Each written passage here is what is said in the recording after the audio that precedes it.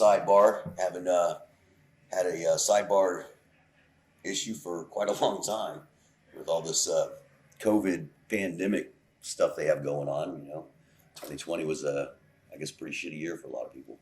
That it was. Yeah. So here with Mr. Joe Autera, Vehicle Dynamics Institute, the only driving school that Select International endorses, and going to talk about Mr. Autera's new book,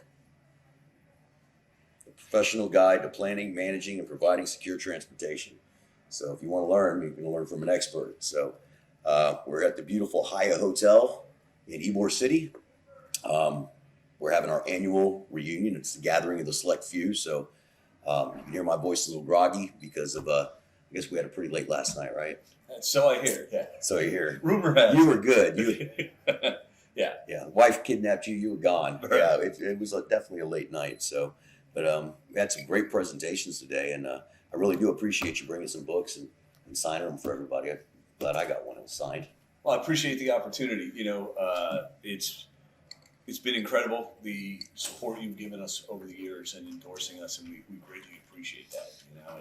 And the book, from my perspective, is as much your work and the work of many of those people in the select few in the gathering this year and in years past. It's a compendium of everybody's experience, all the lessons we've all learned the hardest possible way. So kudos to you for that. That the book is literally as much your work and their work as it is mine. Well, I'm going to be very honest. I haven't got to even break the seal on it to read it yet because I ordered mine. It got in just before we started the class. So I was running class all week, but I plan on starting it next week. Luckily, my schedule's starting to free up now that we've gotten this alumni gathering out of the way. We still got a little bit more tonight. Had some great speakers today. It was really very great impressive. Speakers. Yeah, very wide range of topics, and every single speaker was really engaging. And to put that together, I know as a training guy what it takes to put training together. I can only imagine what it takes to put training together and put this gathering together that you have. And last year with COVID, that kind of put a dent in things. And you came out of the gate this year. This is the largest gathering you've had. Largest gathering, 70 attendees tonight. That's fantastic. Yeah. And also in thinking about it, I was talking to some of the attendees, and we realized you've had a lot of great people. I've been on the sidebar before, right? Nobody's ever interviewed you until now. So I want to talk about you. Okay. And, there's so many things. Like, I look at the select few, the pin for your graduates. Tell me about it. I mean, there's a lot of symbolism here, obviously. Yeah. What is it? What's it mean? Well, it's a funny story because yesterday somebody called this a crow. And I've been hearing that a lot. Definitely not a crow. Definitely not a crow. It is a raven. We carry that on our logo. You see, you're sporting your shirt. Finally, yeah. After like a year and a half. It's now a classic. Yeah, it's a classic. We're looking to do another order now. But there's a few things about it. And I had it designed actually before Select International was in existence. I knew what I wanted, and as I was starting to build into things. So the Raven's always been pretty symbolic of this industry. Before I started into the high threat contracting world, I did domestic executive protection, and we were called Ravens, our unit and stuff. It was coined by Tim O'Rourke when I worked for Critical Intervention Service way back in the day. That's who got me into this industry. Another legend and legendary company. Definitely. So, of course, it's got the PDS at the bottom, Protective Detail Specialist. Each alumni member gets one once they successfully complete the course and pass the exam. And it's got Fortius Quo Fidelis. I can't even see. I'm getting old. Something like that small. I usually have to take a picture and magnify it. Yeah, I hear you. But basically, it means strength through loyalty. It's Latin for strength through loyalty. Great. The other thing is you notice the Japanese writing in it means a warrior. So, like I said, the Raven was very symbolic. Even when I was in Iraq working high threat protection teams, our original call signs were Templar. Then it went to Echo for a little bit, and then it went to Ravens. So, excellent. So, you mentioned something that I hold a lot of stock or value in is you've got to pass the test. You've got to meet the standard. So, tell me what drove you to that. because that's contrary to popular belief or opinion. That's not the norm in this profession, particularly on the training side. In the end, I'm putting my name on there. Mhm. It's the Select International brand. Our graduates take a lot of pride in attending the course and then graduating the course. There's the hashtag the select few. That's what our alumni group's called. Um, so by me not enforcing a standard is really taking away from the quality themselves. Yeah. I have a lot of people that'll call me up and ask me about students. They said, "Hey, this person trained with you. Can you give me a little bit of insight on whether you would use them or not?" Unfortunately, not everybody is going to make the standard. There are certain things. There's standards as far as the practicals, the way you act in the course, and then of course there is a final exam test, 50 questions, and you do have to successfully pass that as well. I'd like to think that if you're really serious about it, I'll give you an opportunity to come back and attend again at no cost. You will have to take the time off work and everything else, but No, it's very generous. I mean, one of the things that's always impressed me about you and your training is you keep the courses small. So any seat that you're comping somebody, right, Yep. is, that's money out of your pocket. And I know Yep. you don't do this for the money, but, that's very generous to say, hey, come on back on us and let's get it right this time. well, I think an alumni group is very important to be a part of, especially in this industry. Even when people call me to ask about my program, I'll give them the basics. It's the same stuff that's covered in a lot of different courses. I give it from my perspective, but I tell everybody what really sets us apart is our alumni group. You don't have to pay to be a part of it. Once you graduate the course, you're in it for life. Right. There's no annual dues. You're in it, and it's a great group of guys, girls as well. Can't leave those out. But it's fun, and of course, as something gets bigger, you have some uh, people that don't always get along, don't see eye to eye. It's going to happen as anything grows, especially when we talk about alpha personalities. Right. Not everybody's going to agree with everybody, but everybody is respectful in there towards each other. Even as this group, it was kind of funny. This class, I had a spreadsheet to make a seating chart. And when I was showing it to the class, I said, "Would y'all like to know where you're going to be sitting at the dinner tonight?" And they were asking why certain names were in red. You mentioned this last night. And you noticed, like, everybody was at different tables. It's just, I don't want to create conflict. Let's keep them separated. Helps everybody behave.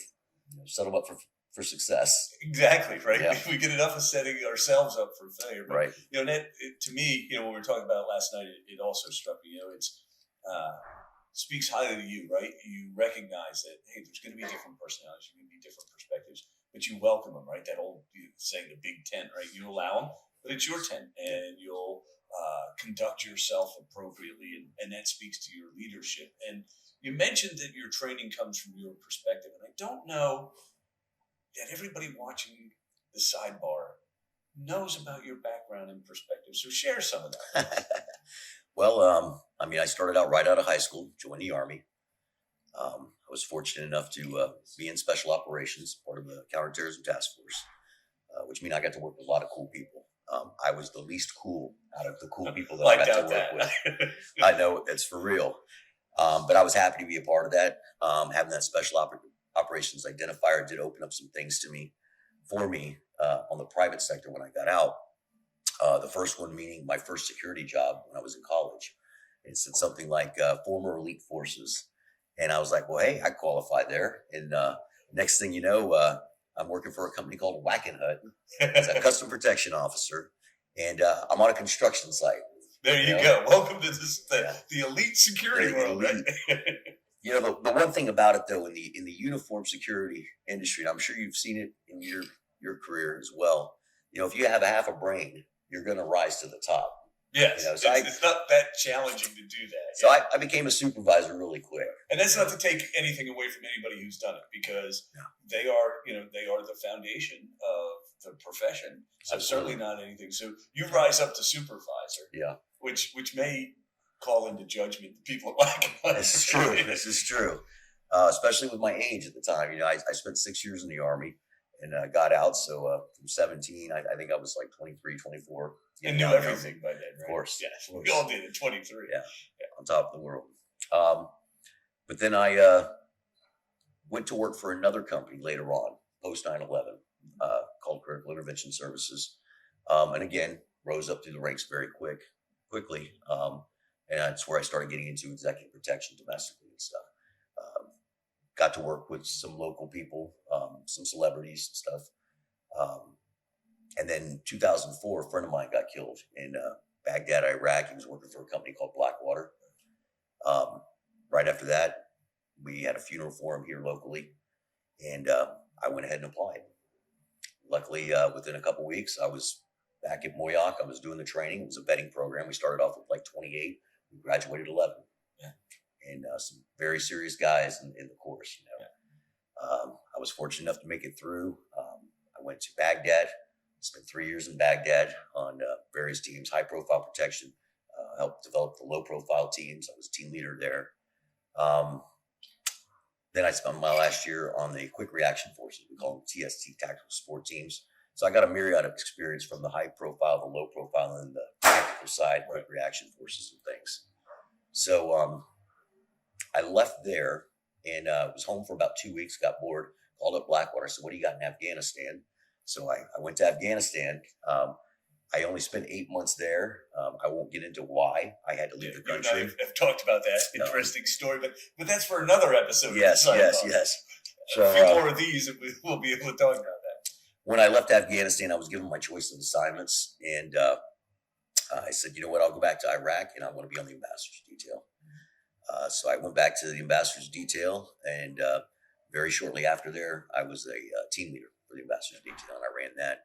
So I got to work some very high-profile details. Secretary of State, I planned and coordinated her movement with an 18-vehicle motorcade. It's the first Secretary of State move from in the red zone. So we did that from the airport back to the green zone. Worked for Ambassador Crocker, very hardworking man. Definitely put in some hours. Then went on to Ambassador Hill. Then I got picked up by the Diplomatic Security Service for a new program they had. It's a security protective specialist.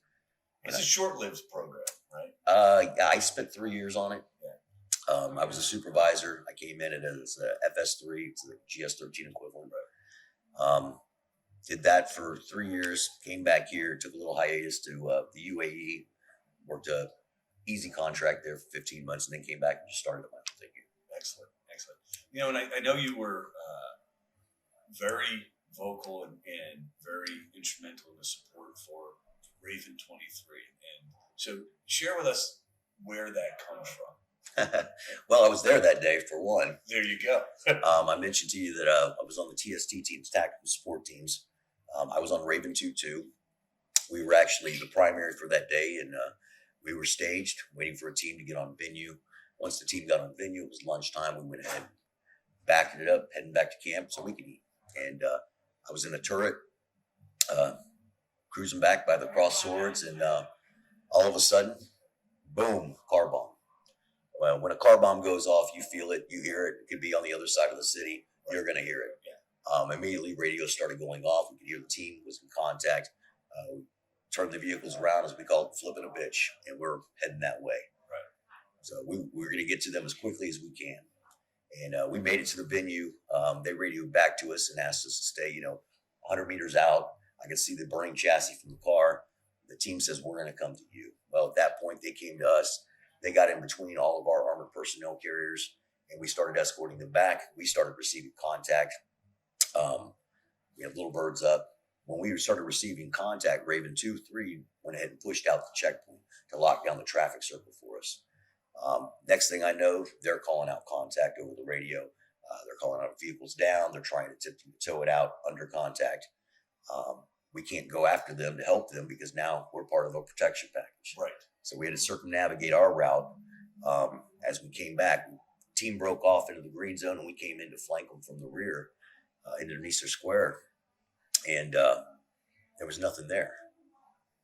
We were also wondering, there was no bodies laying everywhere like everybody claimed. Right. But I was in a turret, highest point in a Saxon, and we were wondering if we were in the right spot or not. Luckily, they had already pushed out, their way back to the green zone, but we didn't know that. At one point, I got on the radio and I said, "Is it just me, or does it look like they're taking up fighting positions on us?" And at that point, they were like, "Yeah, they are." The little birds came overhead. They're like, "Yeah, they're reinforcing the rear of Dishkas," and so we called for support, big army, and they put an Apache over us. And I tell everybody, I've more than one time have run into firefights. Being part of TST teams, that's what we're there for. We're going to rescue people. And the adrenaline's always going. You want to get in that fight when you're your brothers, you're calling for help and support. Well, that day, you couldn't have got a greased BB up my ass. With all those guns pointed at us, it's like, man, you got a lot of time to think about it. Yeah. You realize how exposed you are. I'm waist high coming out of a turret. It's not like the Army with all these things around. I had nothing. I had my body armor on me, and I remember yelling. You're number one on the hit parade, right? If we take that guy out on top, we take out that gun. Yeah. I remember telling my A gunner below me, I said, "Hey man, I'm going 2 clicks to auto, dumping this mag, and I'll try to get the 240 up as possible." But I said, "I'm dead." And he says, "I got you, man." He cracked the door. He had his M4 out the back. He says, "I got the guy with the PKM on your 6 at your head." I looked around. I'm like, "Oh, didn't even see him." Nice, yes. So, yeah, I'm definitely. Looks like it's a party. Today's a good day to die. Luckily, we were able to get out of that and stuff. But then everything evolved after that. I was never called for a witness. They said they couldn't find me. I'm on a government contract in Afghanistan. Everybody's getting subpoenaed. They're going to Kuwait to do their witness statements and stuff. Yeah, I'm sure there's a computer system somewhere in the State Department that you could type in Eric Parker and it goes, bing, hey, is that the same Eric Parker? Well, it's the only one on the list, right? Yeah, you think so. Yeah, you think. It was a very tainted investigation. The FBI arrived weeks afterwards. And you can think, weeks afterwards, in a war zone, There's nothing left. No, sweep up some dust and Thanks for coming, gentlemen. Right. Yeah. So, no, it's been heartbreaking. That at the beginning they wouldn't charge them. The judge threw it out. So you can't do this. And then if you've ever read the WikiLeaks emails, you see that Hillary Clinton had said, "Hey, what are we going to do about the Blackwater guys and things?" Right. It was a strong push to appease the Iraqi government. They were trying to get SOFA agreements in place, and so we basically watched our guys get railroaded. Trial after trial, getting 30-year sentences because they committed a crime with a machine gun that they were issued. Was an 80s era crack era. They're on a contract doing their job, and now they're getting persecuted, not prosecuted, in my opinion. Persecuted. That's from a layperson, from looking from the outside looking in. It certainly seemed more like persecution than prosecution. Yeah. So I'll tell you, it made me lose total faith in the judicial system. I can usually pick apart things now, and it's not worth it to me. So over the years, guys are not getting to see their kids growing up.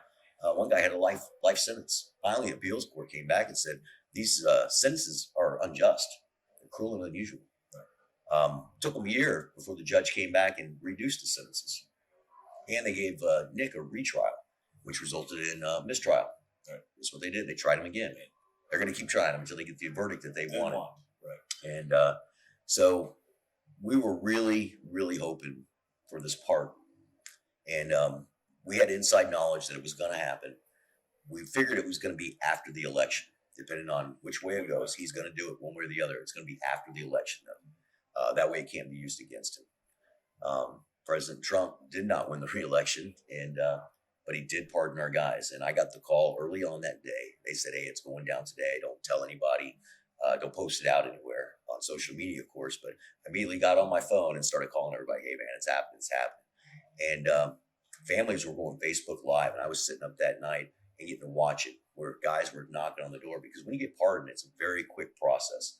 Like within 30 minutes of them getting your paperwork, you're out of there. Right. Let's go. So families were on the road trying to get to wherever they were being held at. Right. And so I got to see doors knocking and people are sitting there. And there's PJ, Paul's daughter, went ahead and came over the door. You can hear her mom, Kristen. She's like, "Well, go answer. And opens up the door, and there's Paul. And she's just looking around. She's like, "What is this really?" Another buddy of mine, Dustin, they were videotaping him. He got home in the middle of the night. So he's flipping on the lights, waking his kids up. He grabs his son by the legs, and the sheet comes off, and he's pulling him, and his son's waking up. He's looking around, and he's looking at him. He's like, can't believe it. And then he just jumps on his father. That's fantastic. Did the same thing with his daughter. He didn't rip the sheets off. He was, I don't know what she's wearing or anything, but she ended up waking up and she's looking at him and stuff, And if you didn't get all warm and fuzzy and have that tear coming out of your eye, you're pretty heartless because it was beautiful. Fantastic. Kudos on that. So we're going to go into part 2 of the sidebar interview with Eric Parker. And so let's fast forward, right, from your time in Iraq, Afghanistan. You come back and decompress a little bit. You wrap your head around it. You start Select International. What inspires you or antagonizes you, depending how you want to look at it, to create the EP program, the training program that you do? Well, it was a way for me to vet people to come work for me, for one. Also, I saw a lot of the training was kind of stale. Nothing had evolved past 9/11. I mean, I saw programs where they're still teaching jumping over the seat.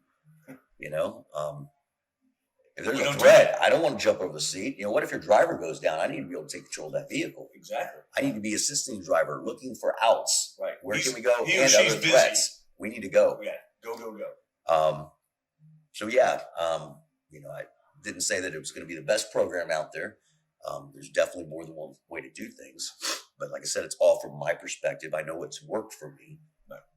And we've had guys come through the program that have attended many of different courses, ESI, EPI, LaSource and Associates, ICON, ISA. And so I get an interesting perspective, and everybody comes away and they say, you know what, I learned something different that I didn't know before. And that's generally how it comes. You go from different training providers, you're going to get those different perspectives. And I think it's good. It expands your wheelhouse. Absolutely. And the decision to keep the classes small, we've all seen it, the training mills, you got 40 people. Yeah. And one instructor in front of the room paying rapt attention to everybody in the room. Yeah. So take me through that process. You're sitting there, you're going, hey, I'm going to do this training program. I'm going to share my perspective. But I do 2 mock details throughout the course of the week. And I supply vehicles and drivers. So those 2 positions are taken out, the limo driver, follow driver. So when we're running a 2-vehicle package like that, and guys really start to understand it when we do these mock details, because going into a restaurant, it gets really congested. It's funny because people are always trying to take pictures of whoever's there. They got to be somebody important. Look at all these guys in suits and stuff. Is that Secret Service? But it's to get it in the student's head that sometimes it can be too much. When you start people looking around, take a restaurant, for example, they're there to be in business. It's a private establishment. Nobody has the nice shiny gold badges where you can go demanding anything. You have to ask nicely, help you solve a very problem. nice. Yeah, absolutely. And at any given time, they can ask you to leave or ask you, please don't come back. Right. You're impeding my business. You're making people nervous. Thanks for coming. Let's not have this ever again. Yeah. What if your client likes that place? He's still going to go. Sorry about your luck, right? Nice. Wait outside. How about that? We call those CEOs, career-ending opportunities. Exactly. So I limited that just so we could do a 2-vehicle motorcade so they can see how that works and the dynamics of strong side drop, a weak side drop, deploying on the vehicle, setting up security before you break the seal on that limo, formations, movement and stuff. And I've heard people talk about it. I don't know why anybody wastes time with these formations or anything else. To me, it's behind the mindset. It gives you the idea. All right, so if I'm the right side of this diamond formation that we're moving in, I know this is my area of responsibility. Right? Yep. And I tell everybody, now think about it. What if you didn't have this full diamond? Start dropping people off. How would you move it? Right. People call it a box. People call it a diamond, vertical bubble. You can call it a parallelogram if you want. I really don't care. But how do you do it if it's 1 or 2 people? Is it tactically sound? Exactly. And what kind of SOPs do you have for covered evacuating if you need to? Right. So as you drop down people, you still have to maintain all that security. 360 still 360. That math hasn't changed. No. Yeah. So it's just more about a mindset. like I said, I'm the only instructor. I am bringing on an adjunct instructor, as you'll see tonight. Excellent. Yeah, he'll be introduced. Brings a I'm world looking of forward to it. experience. Yeah. So I, nobody's going to see this before then, so I can go ahead and say it now. Yeah. But yeah, it's I'm really looking forward to it. We keep the classes small. Mondays, it's like everybody's just kind of feeling each other out. Mhm. Tuesday, everybody's loosening up a little bit. Wednesdays, it's full on, game on, busting balls. And by Friday, it's everybody's got their group chat. And weeks down the road, I'll be getting pings, and I'll still see them cracking up, and I'll have to remove myself so I don't get the constant pings. So Right. they like to keep in touch. And as you see it today, with all the training we had going on, we've had people as far as California flew in to attend this training. And like I said, they didn't have to pay for it. There's different conferences out there. They're going to charge you $400, $500 to attend. And what are you getting out of it? We got free training for you. It's networking. Get to meet other graduates of the program that you may only know from social media. Now you're getting to put shake a hand to those faces. You get a feel for them. So yeah, no, I've had a lot of people congratulating me today, telling me how happy they are with how things are going, and congratulating on it being the largest one and putting it all together, especially with the COVID pandemic. Yeah, different hurdles. So Yeah. I have to tell you, I'm impressed. We talked about it, and we get invited. We being VDI, myself, we get invited to a lot of things, and I always say, look, there's two perspectives. It's, do we bring value to that event? And then there's the business side of it. Is there a business case for it? And I have to tell you, there are a lot of folks who I've said, you know what, I can't make either case. But when you said, hey, like you to come down, like you to be a part of it, what was that, 3 years ago, 3 years ago? Something like that. I jumped at it because of all the things you've said and getting to know you over the years. And you are one of the most genuine people. You are Eric. Right? I can't be fake. That's And for you sure. can't be fake. I wish You're I could Eric, sometimes. and all the cards are on the table, and I appreciate that from you. And this coming here again for this gathering just reinforces there's a business case. Oh, I guess they're telling us we got to wrap this up, huh? There's a business case to be made for it, and we think we bring value to the annual event, and I know we get a lot of value out of it, and a lot of value from your friendship and your professional relationship. So thank you. Thank you. And on that note, thank you for coming out. It's always good to see you and the wife. And let's enjoy the night. Let's enjoy the night. Here's to another successful year, and I hope to see you back next year for our annual gathering. Absolutely. I'm Joe Autera from VDI, and this is Eric Parker from Select International on The Sidebar. The sidebar. Cheers.